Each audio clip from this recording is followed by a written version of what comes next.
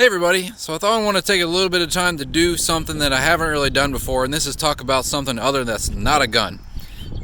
And what I want to talk about today is this BOG Industries Death Grip tripod. And now, I want to make a video to talk about it because there's not a whole lot out there about these. And the videos that I've seen is they're just holding crossbows, and they're mostly for hunting or whatever. So I finally got this, and I ordered it off Optics Planet, and I noticed that they had them in stock about a month and a half or 2 months ago. So I ordered one. Well, as soon as I ordered one, they immediately went out of stock. And I want to tell you guys a little bit why. The one I got is there's Roscoe. He's all wet, getting me rocks. The one I got is the aluminum model. They make two.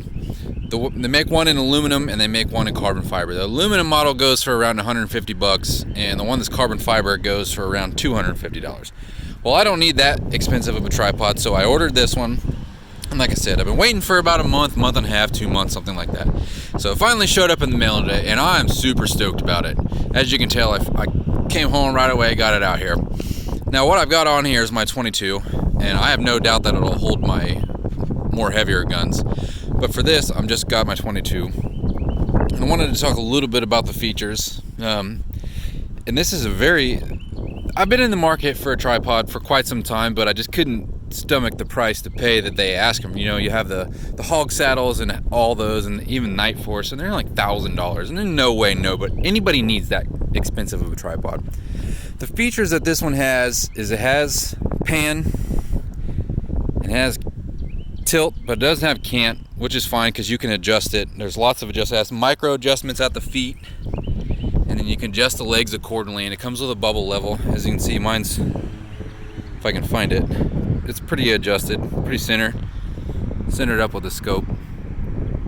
And this lever here is for the pan, and this lever is to adjust the tightness against the rifle. And it has 3 settings. 20 degrees is basically what you set it if you want to stand up, and I'm about 6'1", and this is pretty perfect for me. It goes right in my shoulder. Probably wouldn't work awesome for people that are much taller than I am, but I mean, you wouldn't be squatting down too far. And again, I'm about 6'1", and I just walk right up to it. And the other, the legs come out to where you can sit down and shoot it, and the last setting is like 85 degrees, I think, and that's enough for you to lay down and use it as a bipod. And I have done that, and it works great. It's awesome. And again, here's the tensioners for the pan.